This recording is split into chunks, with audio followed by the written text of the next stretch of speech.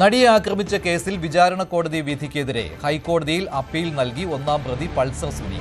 നടിയെ ആക്രമിച്ച് ദൃശ്യം പകർത്തിയെന്ന് പറയപ്പെടുന്ന മൊബൈൽ ഫോൺ ഇതുവരെ കണ്ടെത്തിയിട്ടില്ലെന്നും ഫോൺ കണ്ടെത്താതെ ദൃശ്യങ്ങൾ പകർത്തിയെന്ന് പറയുന്നത് നിയമപരമായി നിലനിൽക്കില്ലെന്നുമാണ് വാദം. കേസിൽ 20 വർഷം കഠിന തടവിനാണ് പൾസർ സുനിയെ ശിക്ഷിച്ചത്.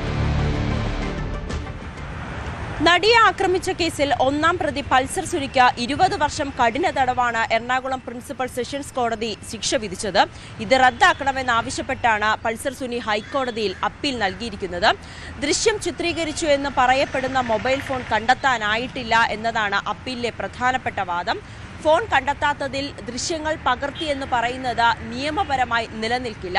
മെമ്മറി കാർഡ് കണ്ടെടുത്തത് നിയമപരമായുള്ള നടപടിക്രമങ്ങൾ പാലിക്കാതെയാണ്. കൃത്യത്തിന് ഉപയോഗിച്ചു എന്ന് പറയുന്ന സിം കാർഡ് മറ്റൊരു വ്യക്തിയുടെ പേരിലുള്ളതാണ്. ഇയാളെ പ്രതിയാക്കുകയോ ചോദ്യം ചെയ്യുകയോ ചെയ്തിട്ടില്ല. DNA പരിശോധനയ്ക്കായി സാമ്പിളുകൾ ശേഖരിച്ചതിലടക്കം കാലതാമസമുണ്ടായി.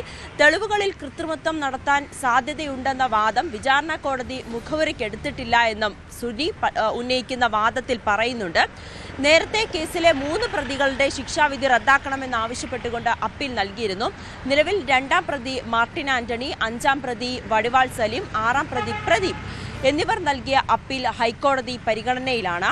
2017 ഫെബ്രുവരി 17-നാണ് ഓടുന്ന വാഹനത്തിൽ വെച്ച് നടി ആക്രമിക്കപ്പെട്ടത്. കേസിൽ 8ാം പ്രതിയായ ദിലീപ് അടക്കം 4 പേരെ വെറുതെ വിട്ടിരുന്നു.